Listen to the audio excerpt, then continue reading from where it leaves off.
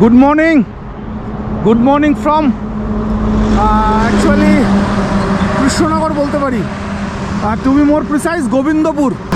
কৃষ্ণনগরের ওই ধরে নিন 10 থেকে 12 কিলোমিটার আগে। তো গুড মর্নিং সবাইকে, একদম নতুন ব্লগে আপনাদের স্বাগত। এবং শুধু ব্লগ নতুন নয়, ব্যাপারটাও নতুন একদম। এই যে বাইকটা রয়েছে with saddle bag, with tank bag, একেবারেই নতুন সেট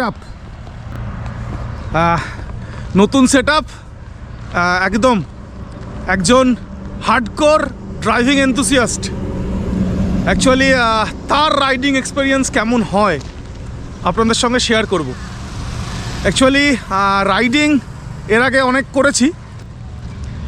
রাইডিংয়ের যা যা গ্রামাটিক্যাল রুলস আছে বা রাইডিংয়ের যা যা ব্যাকরণ আছে, রাইডিং গিয়ার থেকে শুরু করে সমস্ত কিছু, সেগুলোকে একেবারে প্রপারলি মেনটেন করে এর আগে রাইড করা হয়নি। কিন্তু রাইড অনেক করেছি, আমার মতো করে করেছি। তো রাইডিংয়ের ব্যাকরণ মেনে এই প্রথম রাইডিং, একদম রাইডিংয়ের ব্যাকরণ মেনে এই প্রথম রাইডিং। তো আপনাদের সঙ্গে নিশ্চয়ই এক্সপিরিয়েন্স শেয়ার করব।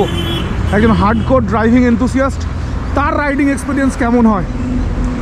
গাড়ি নিয়ে গোটা ভারতবর্ষ ঘুরে বেড়াই, এবার বাইকে দেখি লং রাইড কেমন লাগে। KTM 390 অ্যাডভেঞ্চার, এটা হচ্ছে নর্মাল মডেলটা, দেখে বুঝতেই পারছেন। অ্যাকচুয়ালি আমাদের আজকের লক্ষ্য ডুয়ার্স। আপনারা যারা আমার ব্লগগুলো দেখেন তারা জানেন যে ডুয়ার্সে গেলেই আমার প্রথম জায়গা হচ্ছে মংপং। আজকেও মংপং যাব, একদম ডুয়ার্সের একেবারে গেটওয়ে। তো আমি ব্লগটা একটু অন্যরকম করে করব, আপনাদের বলে রাখি। আমি একেবারে অন্যরকম করে করব। আমি জাস্ট তুলনা করব রাইডিং এক্সপিরিয়েন্স আর ড্রাইভিং এক্সপিরিয়েন্সকে। এখনও অবধি বাড়ি থেকে 50 কিলোমিটার এসেছি, 1 ঘন্টা সময় পেরিয়েছি। আমরা 6:25 নাগাদ বাড়ি থেকে বেরিয়েছি। আমি দেখাবো আমার বাড়ি থেকে বেরোনোর যে ভিডিওটা, ছোট্ট ভিডিও আছে, ঠিক বাড়ি থেকে বেরোনোর আগের মুহূর্ত, সেটা আমি আপনাদের নিশ্চয়ই দেখাচ্ছি। এরপরেই রাখছি সেটাকে। তো এই হচ্ছে কথা, আশা করি ভালো লাগবে। একজন হার্ডকোর ড্রাইভিং এনথুসিয়াস্ট, তার রাইডিং এক্সপিরিয়েন্স, আর আমারও ভালো লাগবে আমার এক্সপিরিয়েন্সকে শেয়ার করতে। অ্যাকচুয়ালি ড্রাইভিংয়ের সঙ্গে রাইডিংকে তুলনা করা, এই হচ্ছে কথা। একদম দুটোর স্বাদ একেবারে দুরকম। তো আমি আমার ফার্স্ট হ্যান্ড এক্সপিরিয়েন্স আপনাদের সামনে রাখবো। তো এই হচ্ছে কথা, চলুন। আর অ্যাকচুয়ালি আজকের রাইড স্টার্ট করব। এই হচ্ছে আমার সেট আপ। আমার ওডোমিটার দেখাচ্ছে 3681 কিলোমিটার। সকাল বাজে 6:25, পরে রাখবো। তো এই সেট আপটা দেখিয়ে রাখলাম, এই হচ্ছে আমার সেট আপ। চলুন আমার দেখা হচ্ছে, কথা হচ্ছে। ঘড়িতে 9:50।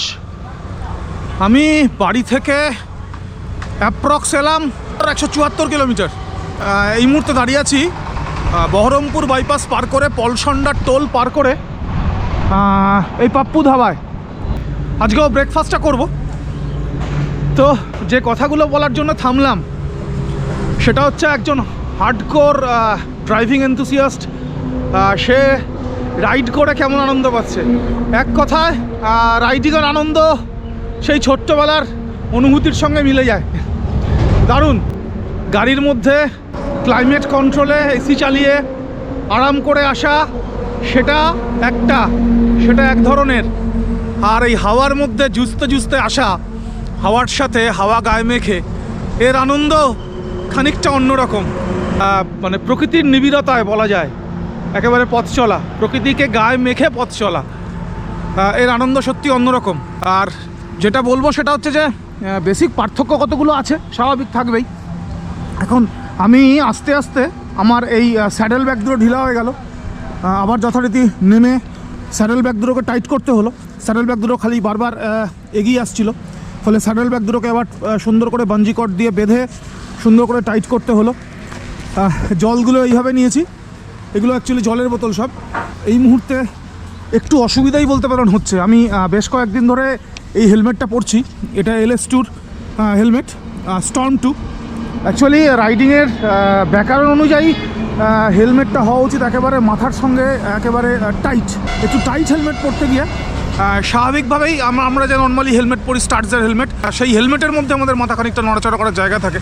কিন্তু এই যে হেলমেটটা বা রাইডিংয়ের ব্যাকরণ অনুযায়ী যে হেলমেট পরা উচিত, সেই হেলমেটের ভেতরে মাথা নড়াচড়া করবে না, একেবারে মাথার উপরে চেপে থাকে হেলমেট। ফলে একটু মানিয়ে নিতে হচ্ছে। যদিও আমি বেশ কয়েকদিন ধরেই হেলমেটটা পরছি, বাইক চালাচ্ছি, একটু মানিয়ে নিতে হচ্ছে হেলমেট। এইটা হচ্ছে একটা কথা। আর হচ্ছে যে আমার যে এই স্যাডেল ব্যাগ বা ট্যাঙ্ক ব্যাগগুলো আছে এগুলোকে সামলে রাখা, গাড়িতে যেমন রেখে দরজা বন্ধ করে নেমে গেলাম। এখানে কিন্তু এই দেখুন আমি এটাও গাড়িতে গেলেও করি, এই যে আমার ওয়েস্ট পাউচ, এটা গলায় ঝুলিয়ে ঘুরছি। যদিও গাড়িতে গেলেও ওয়েস্ট পাউচ গলায় ঝুলিয়ে ঘুরি, কিন্তু এটা আমার ট্যাঙ্ক ব্যাগে ছিল, যেই আমি নামলাম সঙ্গে সঙ্গে এটা আবার গলায় নিতে হলো। তো এইগুলো খেয়াল রাখতে হচ্ছে সব। আর যেটা বলবো সেটা হচ্ছে যে অ্যাডভেঞ্চার 390 KTM-এর আমার যে স্ট্যান্ডার্ড মডেল, মানে এক কথায় অনবদ্য। ধরুন আমি আমার বাইকটা 3800 কিলোমিটার চালালাম, আমি একেবারে বাম্পার টু বাম্পার ট্রাফিকে কলকাতায় তো চালিয়েছি, বেশ অনেক কিলোমিটার চালিয়েছি কলকাতায় বাম্পার টু বাম্পার ট্রাফিকে। আমি হাইওয়েতেও বেশ কিছু কিলোমিটার ট্রাভেল করেছি, আমার কোনো জায়গায় কোনো অসুবিধা হয়নি। শুধু ইউজ টু হতে দুটো দিন সময় লেগেছে, বাইকটার সঙ্গে ইউজ টু হতে 2 দিন সময় লেগেছে। এবং তারপরে আপনার লো RPM বলুন বা হাই RPM বলুন, কোথাও কোনো সমস্যা কিন্তু আবার হয়নি। একদম অ্যাডভেঞ্চার 390 অসাধারণ এখন অবধি আমার যে অভিজ্ঞতা, এ হচ্ছে কথা। চলুন এক্সপিরিয়েন্স শেয়ার করতে করতে যাবো। অ্যাকচুয়ালি 3 ঘন্টা লাগলো আমার এই পলসনটা পেরিয়ে পাপ্পু ধাবা অবধি। 9:40 নাগাদ এসে পৌঁছেছি। বাড়ি থেকে বেরিয়েছিলাম 6:25। আমি শুধু যেটা চেষ্টা করছি ব্লগটায়, সেটা হচ্ছে যে ড্রাইভিং এক্সপিরিয়েন্সের সঙ্গে রাইডিং এক্সপিরিয়েন্স, তার হচ্ছে যে একটা তুলনা, এইটা করার চেষ্টা করছি। রাইডিং করতেও অসাধারণ লাগছে, খারাপ একটুও লাগছে না, অসাধারণ লাগছে। একেবারে মনে হচ্ছে কিলোমিটারের পর কিলোমিটার পথ পেরিয়ে যায়। আর আমি যেটা বলবো সেটা হচ্ছে, আমি বুঝলাম যে রাইডিংয়ের ব্যাকরণে কেন রাইডিং গিয়ার্সগুলো রয়েছে, রাইডিং জ্যাকেট কেন পরা উচিত, বা গ্লাভস কেন পরা উচিত, বা হেলমেটটা প্রপার কেন পরা উচিত। এইটা রাইড করতে বেরিয়ে আরও ভালো করে বুঝলাম। চলুন আরও পরবর্তী ক্ষেত্রে আরও এক্সপিরিয়েন্স শেয়ার করবো। আর আপনার ওমলেটের অর্ডার দিলাম, খেয়ে আবার এগোবো। চলুন দেখা হচ্ছে আবার। Thank you. যে আমরা ফারাক্কায়, ঘড়িতে 12:15, ঘড়িতে 12:15।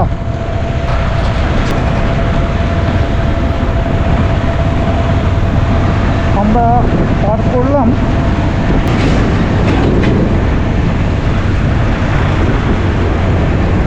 আমরা পার করলাম 254 কিলোমিটার।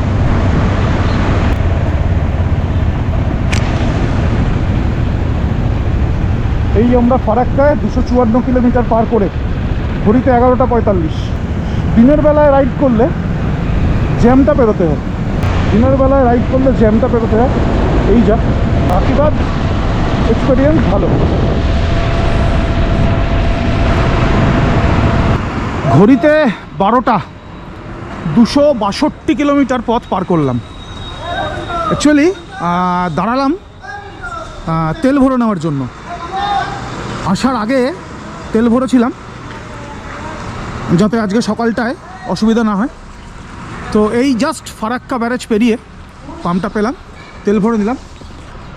আর অভিজ্ঞতা যেটা, সেটা হচ্ছে যে বাইক রাইডে আপনাকে একেবারে নির্দিষ্ট সময় অন্তর কিন্তু হচ্ছে যে একটু রেস্ট আপনাকে নিতে হবে। এইটা কিন্তু ঘটনা।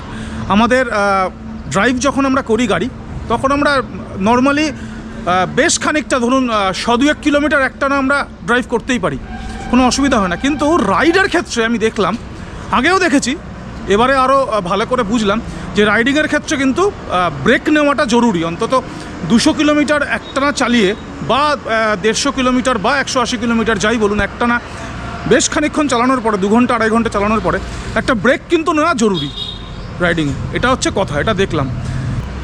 অবশ্যই এটা পার্থক্য ড্রাইভিংয়ের সঙ্গে রাইডিংয়ের। অবশ্যই রাইডিং তুলনামূলকভাবে যদি বলি একটু টাফ, তাহলে একেবারে ভুল বলা হবে না। আনন্দ বেশি রাইডিংয়ে, অবশ্যই অনেক আনন্দ বেশি, কিন্তু একটু টাফ এটা যদি বলি খুব একটা ভুল কথা কিন্তু বলা হবে না। তো একটা ইনফরমেশন দিই, আমার এই KTM 390 অ্যাডভেঞ্চার আমি আগের দিনও আমি হিসাব করেছিলাম একটা তেলের, আমি দেখেছিলাম অ্যাভারেজ 30 দিচ্ছে, অন অ্যাভারেজ আর কি, অ্যাভারেজ 30 দিচ্ছে। আজকেও মাপলাম এই পাম্পে এসে, তো দেখলাম অ্যাভারেজ 30 পাচ্ছি।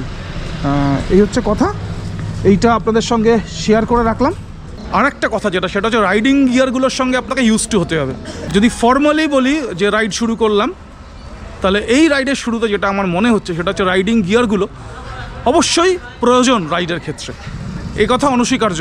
আমি যখন আগে রাইড করেছি, খানিকটা ইনফর্মালি রাইড করেছি, অনেকখানি রাইড করেছি, টানা রাইড করেছি, কিন্তু রাইডিং গিয়ার ছাড়া অতটা তখন বুঝিনি। কিন্তু এখন আমি বুঝতে পারছি, সত্যি কথা বলতে কি, রাইডিং গিয়ারগুলো পরে আপনার রাইড করার অর্থটা কী। অ্যাকচুয়ালি অনেক কনফিডেন্সের সঙ্গে রাইড করা যায়, একদম অনেক বেশি কনফিডেন্স নিয়ে আপনি রাইড করবেন রাইডিং গিয়ার পরে, এইটা কিন্তু বিষয়। তো এই হচ্ছে কথা, রাইডিং গিয়ারগুলোর সঙ্গে আপনাকে ইউজড হতে হবে, যে রাইডিং গিয়ার ড্রাইভিংয়ের ক্ষেত্রে প্রয়োজন হয় না। এইটা একটা দারুণ এক্সপিরিয়েন্স। এই হচ্ছে কথা, নতুন নতুন এক্সপিরিয়েন্স সংগ্রহ করছি, নতুন নতুন এক্সপিরিয়েন্স সংগ্রহ করতে করতে এগোচ্ছি। রাইডিং গিয়ারগুলোর সঙ্গে যদি আরেকটু ইউজড হতে পারতাম তাহলে হয়তো ভালো হতো। ঠিক আছে, চলতে চলতে ইউজড আবার হয়ে যাব। চলুন এগিয়ে যাই। মংপং থেকে সুনীল ভাই ফোন করেছিল, যেহেতু ওদের খুব পরিচিত আমার, তাই বলে রেখেছি কোন ঘরটায় থাকবো। চলুন দেখাবো, এগিয়ে যাই, চলুন আবার দেখা হচ্ছে। Thank you. অ্যাপ্রক্সিমেটলি 430 কিলোমিটার পেরোলাম, ঘড়ি দেখাচ্ছে 3:09।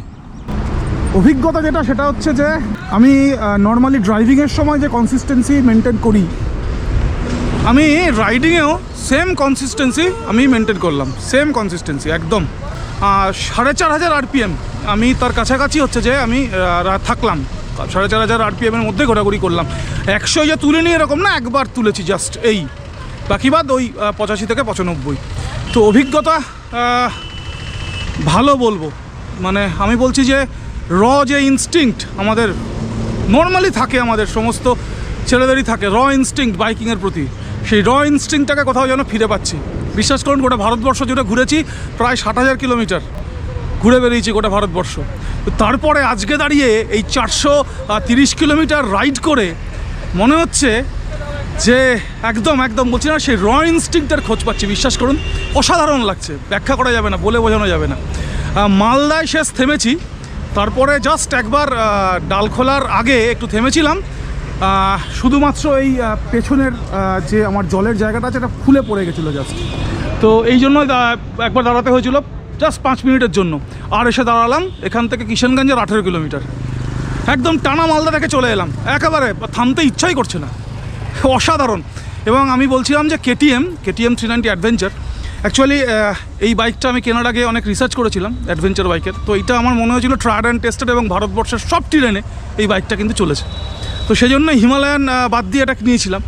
তো তখন মনে হয়েছিল যে সাসপেনশনটা বোধহয় একটু স্টিফ, মনে হচ্ছিলো একটু স্টিফার সাইডে আছে, বা সিটটা মনে হচ্ছিল একটু স্টিফ, একটু বেশি একটু আর কি একটু বেশি শক্ত। কিন্তু আজকে আমার এই 430 কিলোমিটার চালিয়ে মনে হচ্ছে, বিশ্বাস করুন, এর সাসপেনশন যদি স্টিফার না হতো আর সিটটা যদি একটু শক্ত না হতো, তাহলে এত মজা রাইডিং করে পেতাম না, এত মজা রাইড করে না হলে পেতাম না। এই সাসপেনশন স্টিফার সাইডে আছে এবং এই সিটটা একটু শক্ত বলে রাইড করে এত মজা পাচ্ছে, বিশ্বাস করুন, অসাধারণ লাগছে। তো এই অভিজ্ঞতাটা আপনাদের জন্য রাখলাম, এই হচ্ছে কথা। কতক্ষণ, 8.5 ঘন্টায় ঢুকেছি হচ্ছে একেবারে ডালখোলা, 8.5 ঘন্টা ডালখোলা ঢুকেছি, একদম 413 কিলোমিটার পথ পার করেছি 8.5 ঘন্টায় ডালখোলা। সকালবেলা 6:30 বাড়ি থেকে বেরিয়েছি, আপনাদের দেখানোর চেষ্টা করছি, এই হচ্ছে কথা। আমি শুধু যে জাস্ট একটা তুলনা আমি করতে চাইছি, যেহেতু একেবারে একজন out and out driving enthusiast, তার রাইডিং এক্সপিরিয়েন্স কীরকম হতে পারে সেই অভিজ্ঞতাটাই তুলে ধরার চেষ্টা করছি। চলুন আবার দেখা হচ্ছে। খাওয়া হয়নি, দুপুরের লাঞ্চ হয়নি এখনও। মালদায় জাস্ট একটা চকলেট খেয়েছিলাম, আর সেই বহরমপুর পেরিয়ে পাপ্পু ধাবায় রুটি খেয়েছি, তারপরে খাওয়া হয়নি কিছু। চলুন খেয়ে নিই, আবার দেখা হচ্ছে পরে। অ্যাকচুয়ালি বাইরে বেরিয়ে ইনফরমেশন দেওয়াটা আমার অভ্যাস একদম। তো ভালো খাবারের খোঁজ পেলে অবশ্যই আমি জানাই আপনাদের। তো ডালখোলা থেকে আপনি যখন শিলিগুড়ির দিকে যাবেন, ডালখোলা থেকে জাস্ট খানিকটা এসেই কিষানগঞ্জ থেকে 18 কিলোমিটার আগে এই ভারত পেট্রোলিয়ামের পেট্রোল পাম্পটা দেখবেন, এবং এই ভারত পেট্রোলিয়ামের এই পাম্পের গায়েই এই ধাবাটা আছে। আমি খেলাম, আমি শুধু রুটি খেলাম আর তরকা খেলাম, প্লেন তরকা, বেশ ভালো লাগলো, গরম গরম দুটো রুটি, সুন্দর। আপনাদের বলে রাখলাম, আপনারা এসে ট্রাই করতে পারেন। চলুন আবার দেখা হচ্ছে।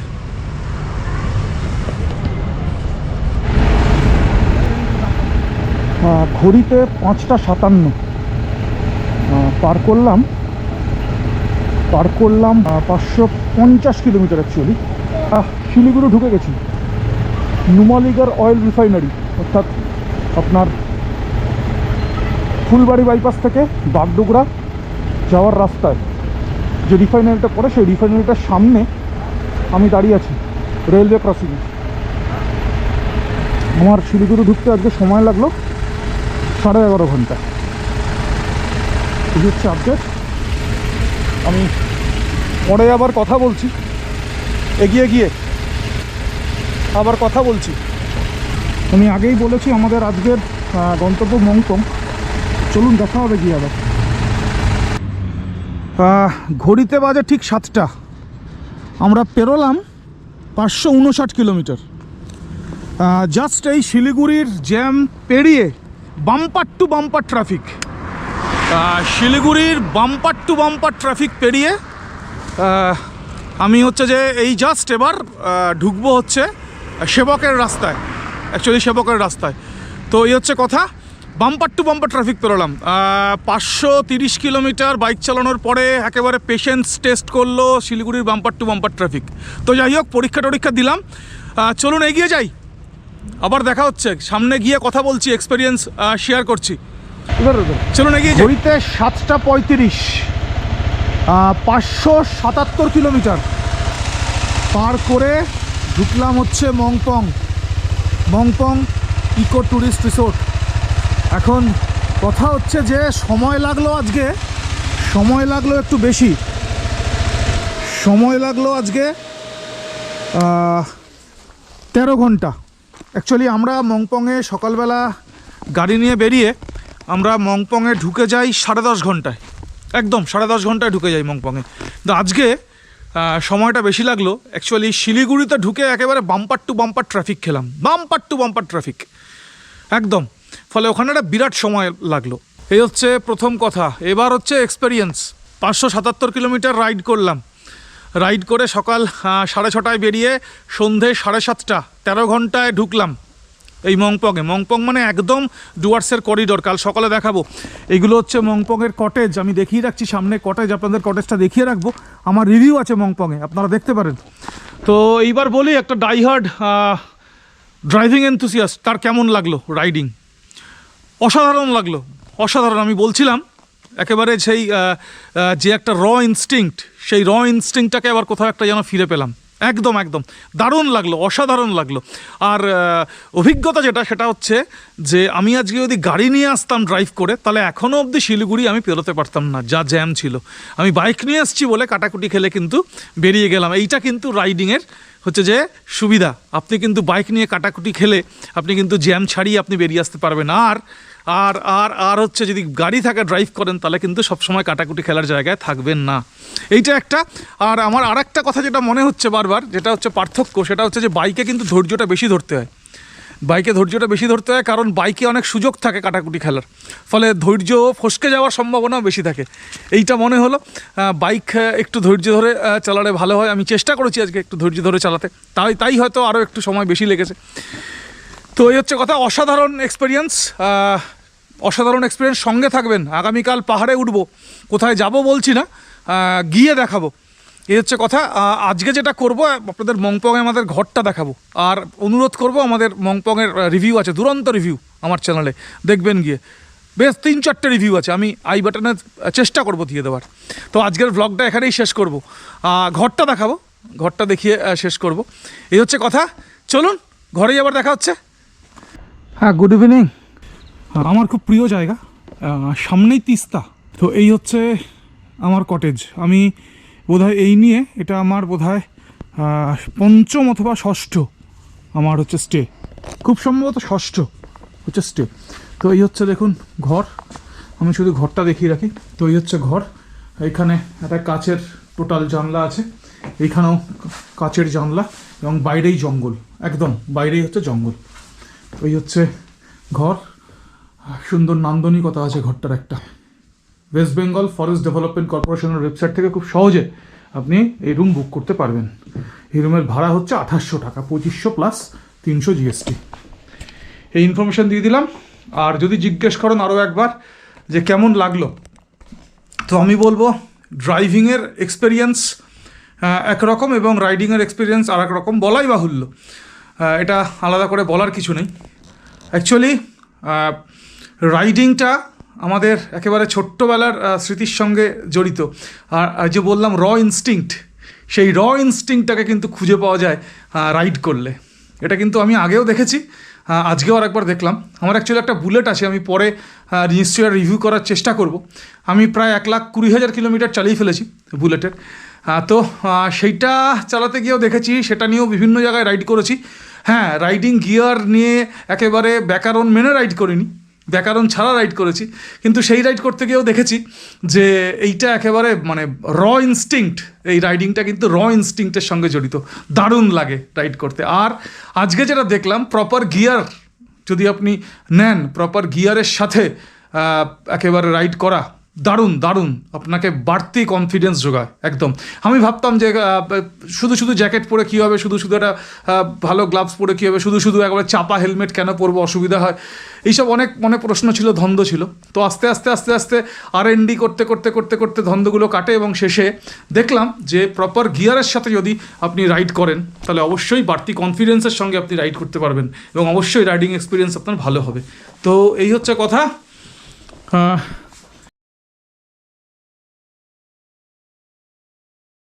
জিতু ভাই নিয়ে চলে এসছে জল, জিতু ভাই নিয়ে চলে এসছে কফি। এই আমার খুব পরিচিত জায়গা, সেই জন্য সবার সাথেই আলাদা করে সখ্যতা রয়েছে। জিতু ভাই থ্যাংক ইউ। Thank you. তো এই হচ্ছে কথা। এইখানে ড্রাইভ করে আসতে কিন্তু আমার সময় কম লাগে। আমি অ্যাকচুয়ালি 10.5 ঘন্টায় কিন্তু ঢুকে যাই মংপংয়ে বাড়ি থেকে, অ্যাকচুয়ালি রাতে ড্রাইভ করে। রাতের বেলায় ধরুন 9টা বা 9:30টায় বেরোই, সেক্ষেত্রে আমার 10.5 ঘন্টায় কিন্তু আমি মংপং ঢুকে যাই। দিনের ড্রাইভ জ্যাম জট একটু থাকে এদিক ওদিক, তারপরেও শিলিগুড়ির জ্যাম, ফলে একটু সময় নিয়ে আসতে হবে। এই হচ্ছে কথা। রাইডটাকে এনজয় করলাম এক কথায়, এবং সঙ্গে থাকবেন। কালকে পাহাড়ে যাব। পাহাড়ে তো লাদাখ করেছি, স্ফীতি করেছি, পাহাড়ে বহু ড্রাইভ করেছি, পাহাড়ে রাইডও করেছি। ফর্মালি কালকে পাহাড়ে রাইড করব। থাকবেন সঙ্গে। কোথায় যাচ্ছে আলাদা করে বলবো না, গিয়ে বলবো বা যাওয়ার পথে বলতে বলতে যাব। তো এই হচ্ছে কথা।